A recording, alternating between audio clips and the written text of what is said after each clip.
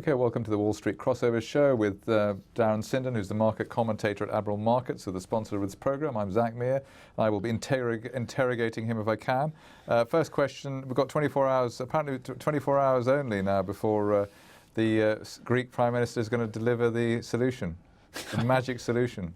Look, deadlines have come and gone, Zach. Before I went away on holiday, June 30th was the breaking point. That's been passed now. We're talking about tomorrow, and other people about July the 20th. Nothing's changed as far as I can see. As we said yesterday, there needs to be some kind of solution. Some decision needs to be made. The truth is, I don't think anybody knows what that decision will be, or even if you can decide what you're going to do, how to enact it. It's uncharted territory for both Greece and the ECB and the other creditors. And I think it's going to take a lot more than 24 hours to reach any kind of decision, and more importantly, implement and actually act on a lasting plan. And so, we'll still be talking about this in a couple of weeks' time, I'm sure. Oh, I hope not. Okay, and is this a worse uncertainty situation the worst uncertainty position we've had so far? No, I think it's just more of the same. I think it's there's a bit more media hype about it, and most journalists appear to be in Athens at the moment, catching a bit of summer sun, but the end game hasn't changed. It's been the same really ever since the restructuring in 2012. It was never going to work. It hasn't worked. Now we just need to find a way out of it, whether it's honourable or not. Something needs to be done. But as I say, there doesn't seem to be anything in the rule book to allow for this, so we just have to suck it and see. Okay, let's go for the data releases so far this morning in the Eurozone, or the European session rather. Yeah, well, the first number I've looked at today, French trade balance for May, came in at minus 4.02 billion euros versus a forecast of minus 3.6 billion euros, and the prior minus 3.31 billion euros. Basically, for anyone who's any doubt, this is the sum of imports versus the sum of exports from the country, and a negative number tells you that they've imported more than they've exported. I don't really know what to make of these numbers, to be honest. The French economy, in March and April looked like it was turning around, and there was some sort of green shoots of recovery. Now, I'm not so sure. It's a bit of a random walk, isn't it? It is really. I think that's an excellent description. And so for the moment, a bit of a question mark. But of course, the Greek issue, as we just said, is overshadowing most things. In terms of other economic data, UK manufacturing production numbers for May. Look at the year-on-year figures here in the UK, up plus 1%, so a better number versus, however, lower than the forecast of plus 1.8%. Strongly ahead of the prior number of just plus 0.1%.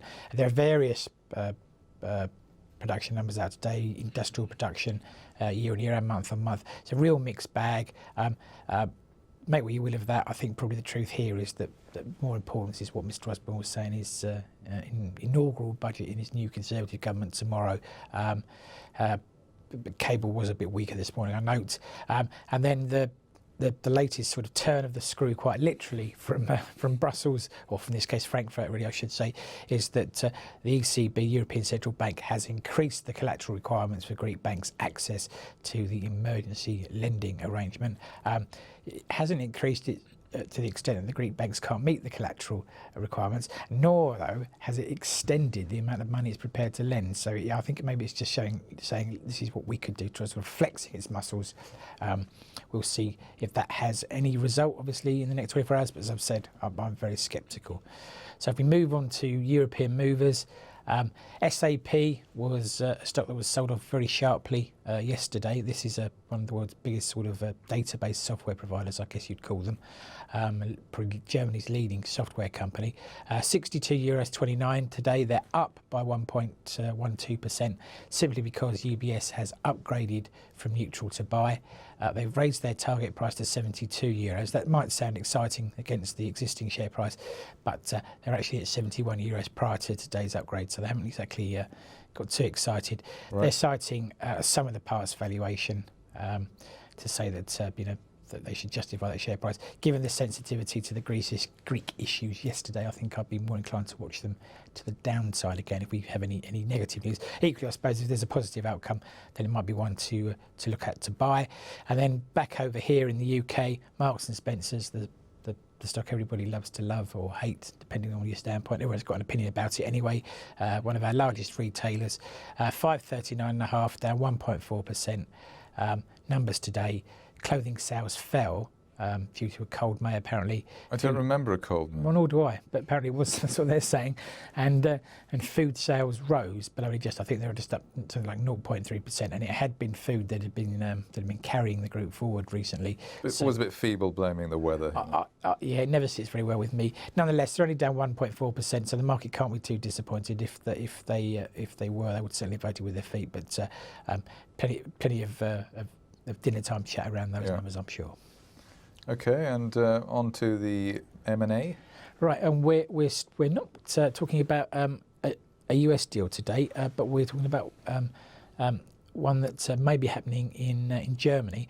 So that would be a potential merger between the broadcaster ProSiebenSat.1 and the publisher Axel Springer, and it's reported that they're in early stage merger talks. The two are talking with a view to forming a sort of a new media conglomerate.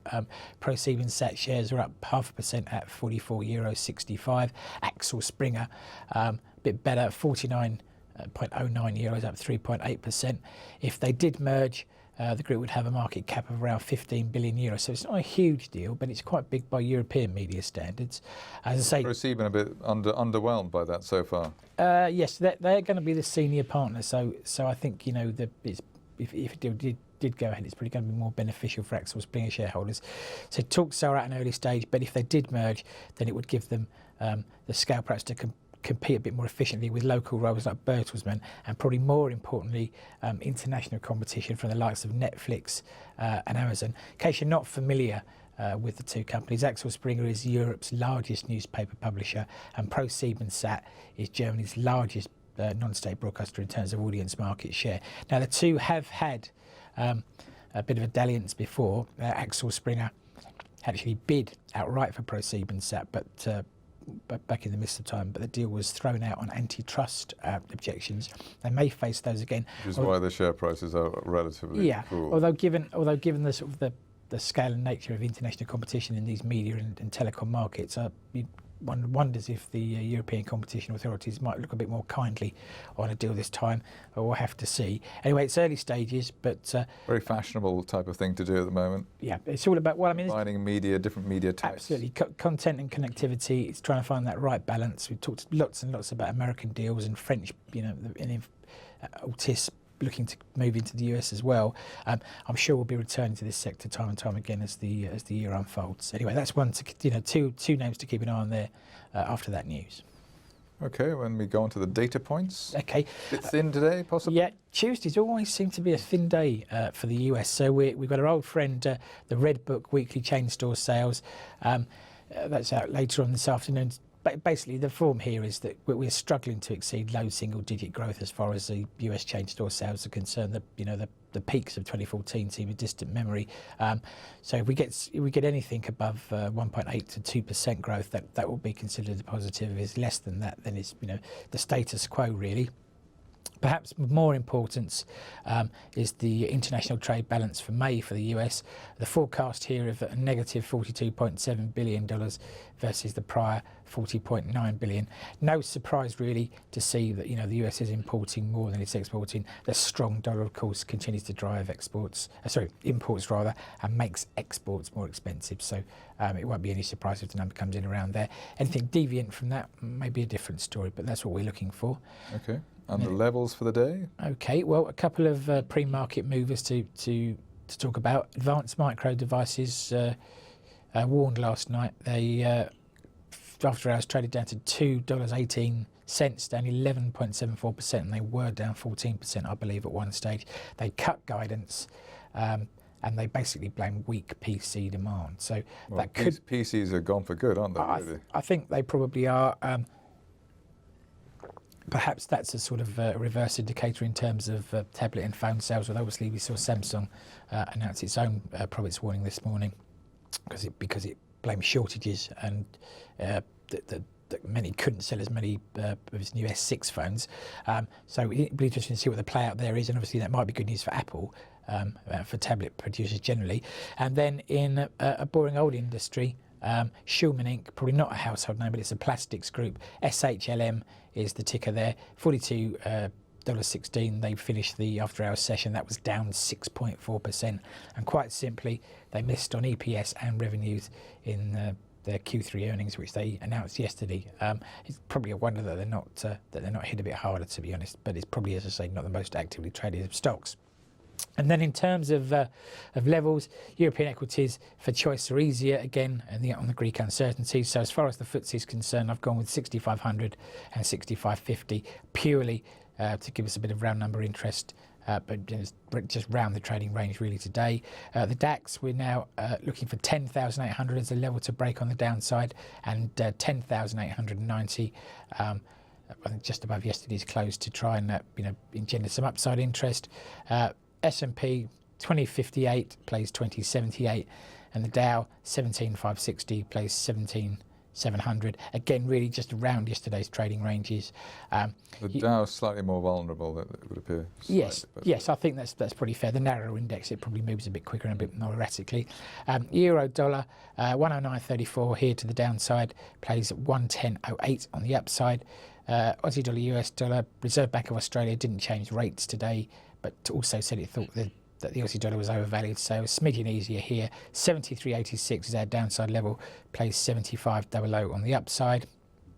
In dollar yen, the yen has strengthened slightly against the dollar, or the dollar's weakened, whichever way you want to look at it. 121.70 now, our downside level, plays 122.71 to the upside, so a point range there. Bit of safe haven buying there. But quite possibly, yeah. And in cable, 154.26 to the downside and 154.91 to the upsides. But as we said, UK budget tomorrow will probably have more of a bearing than what's gone on today anywhere else. Okay, well, that all seems in order. Darren Sinden, market commentator at Admiral Markets, thanks for coming in today. Same time tomorrow, I presume we'll be at it. And that's it for today's show.